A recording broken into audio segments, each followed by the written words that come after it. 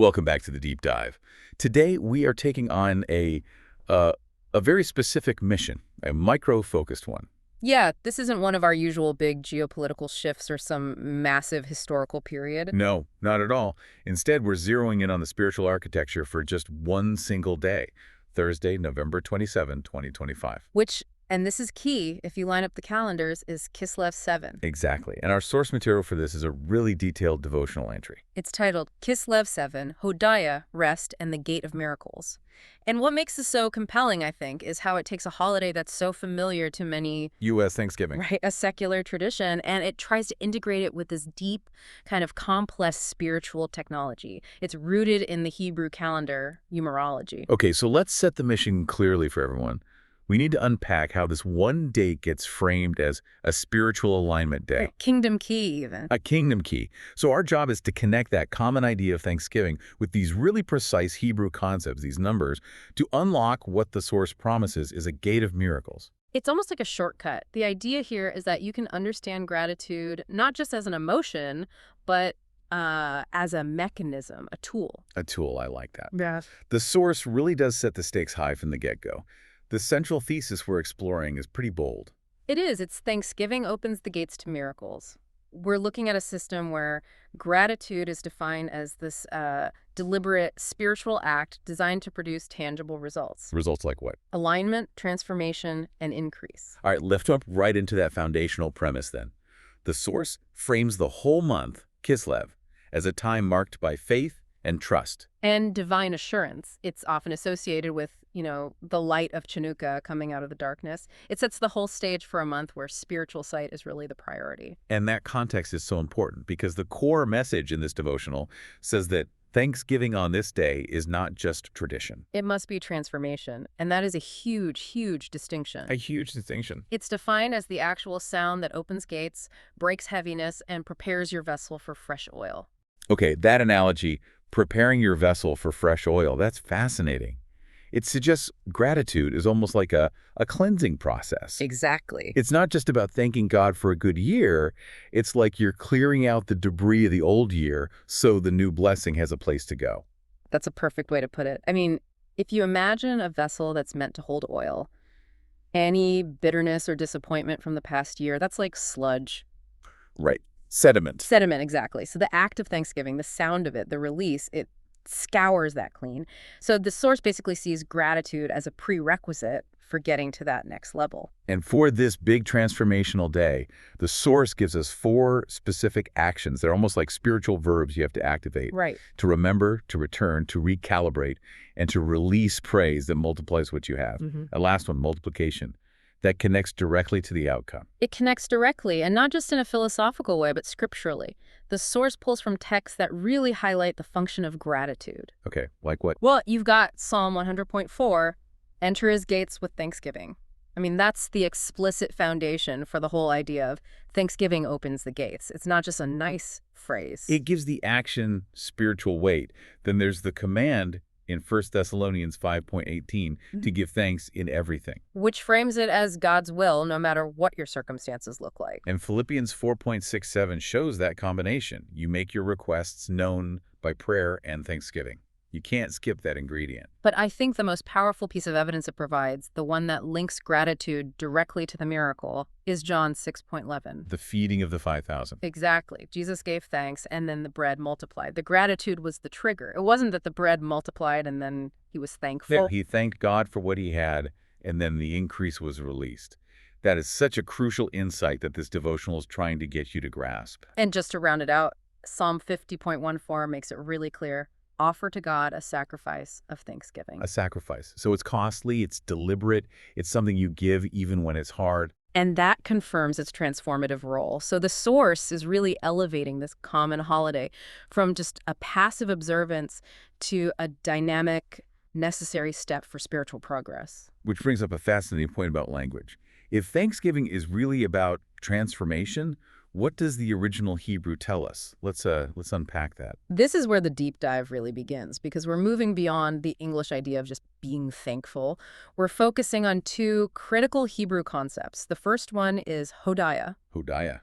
Okay, how does that compare to our word of thanksgiving? It's so much bigger. I mean, it translates as thanksgiving or praise, but its root meaning is far more profound. The source clarifies that Hodiah means to acknowledge, to confess, or to give public thanks. To confess. Yes, it's the same root word for Judah, which means praise, and the verb to confess. So it's not a passive feeling of gratitude. It's an active verbal acknowledgement of a reality. Precisely. And the source calls this an act of spiritual vision. How does making a public confession translate into spiritual sight for you, the listener?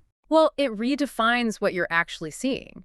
When you confess thanks, when you publicly acknowledge God's provision or faithfulness, you are choosing to look past your immediate circumstances. Past the dark places of Kislev, as the source calls it. You're aligning your sight with heaven's finished work. That's the vision. You're thanking God for the provision before you see the multiplication. Wow. That really raises the stakes.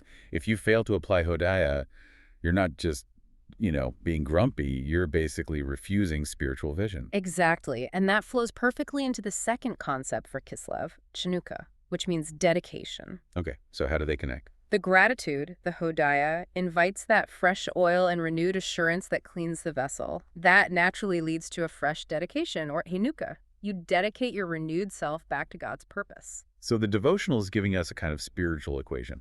Thanksgiving plus dedication equals alignment for Kislev miracles. It's a mechanism. It requires two active steps: acknowledgement followed by action. Now, here's where it gets really interesting for me. We're on Kislev 7. We have to talk about the power of 7. Yes. How does a number that represents completion and rest fit into a day that's demanding all this high-energy action and multiplication? It feels like a contradiction. It does, but the source defines 7 as completion, rest, divine order, and sanctification. And the foundational example is God resting on the seventh day. Why? Because his work was complete. That is the key to resolving that tension. Okay, so applying that to Kislev 7, what's the shift in perspective? The emphasis shifts from your effort to divine assurance. The source tells you this day is about 3 things related to completion. Okay. 1, rest in what God has already completed. 2, trust that he will finish what he started. And 3, release striving and enter divine assurance. Release striving. Wait a second. How hard is that realistically on a high-pressure holiday like Thanksgiving? We are so culturally conditioned to work for our outcomes. And that's the profound shift the source is offering you. You release the striving by applying Hodiah. Acknowledging. Yes, because Hodiah is acknowledgement. The source gives this incredible final definition. Your Thanksgiving today is the seal of completion on what I began. Wow. So gratitude isn't a prayer for the work to start. It's the seal that confirms the work is finished. It completely flips the script. You're thanking God not for what he might do, but for what he has already done in the spiritual realm. And that act of gratitude is what allows you to rest from your own efforts. The resting isn't inaction. It's ceasing anxious striving. It's confidence. It's entering that divine assurance because the outcome is sealed. Okay, that makes the practical application even more critical. We need to know how to do this. Let's detail those 5 kingdom alignment steps the source provides. How do we put Hodiah and the power of 7 into practice? The first step is really about grounding your spiritual vision. Remember God's faithfulness. Okay.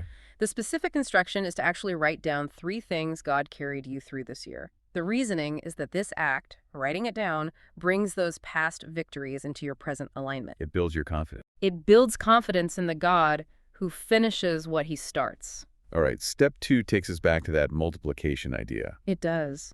Thank God for what looks small. This step explicitly points back to Jesus giving thanks before the bread multiplied. So that little bit you have in your hand, that tiny seed, that's the catalyst. Exactly. Gratitude unleashes the supernatural increase, but only when you direct it at your current reality, however small it seems. Then the third step gets really specific to the context of Kislev. Speak thanksgiving into the dark places. Since this is the month of faith in the night, the strategy is to look at your challenge, your uncertainty, the darkness, and just tell it, I trust God with this. That declaration of trust is the active form of Hodayah. It is. And if that's the mental and verbal work, the next step is physical. It's environmental. Dedicate your home today. Especially on Thanksgiving, right? Yeah. The instruction is to pray over your household before the meal, and I love this. Turn the table into an altar. It's an act of Chanukah, of dedication. Yes, you're applying that fresh oil to your sphere of influence. And finally, step 5 focuses on the outward expression of all this. So kindness, Intentionally. Give, bless, encourage, speak life. The source defines today, Kislev 7, as a specific kingdom day of generosity. It reinforces that transformation has to result in outward action. It's a really structured approach. You start inside with reflection, then move to verbal declaration, then you sanctify the home, and you conclude with active generosity. It's a full circle method for aligning your heart, your home, and your hand. Moving into our final segment then, let's look at the declarations and what the source calls the doorway to increase. What are the key takeaways here? Well, the declarations really just affirm the spiritual results of doing all this. Gratitude is declared as the gateway to grace. And you're instructed to acknowledge specific things. Right. Provision, protection, wisdom, revelation, and this is a big one, the oil that will not run out. That speaks directly to that idea of a sustaining resource, an unending flow. And the gratitude isn't just about the past. It covers what God has done and what he's about to do. Yes, it's a faith declaration that spans time, but the statement that really captures the entire goal is aligning the heart with heaven through gratitude. It's a reorientation. It's saying, my heart sees what heaven sees, the finished work. And the final prayer really drives home those themes of rest and completion from the power of 7. You actually choose it. I choose rest, trust, and alignment. And you thank God for being the God who finishes what he starts. The devotional ends with a really succinct summary. It defines the stakes. It says Thanksgiving isn't just a day, it's your doorway to divine assurance and supernatural increase. It's an ongoing access point that you unlock on this specific day. So I think we've accomplished the mission of this deep dive.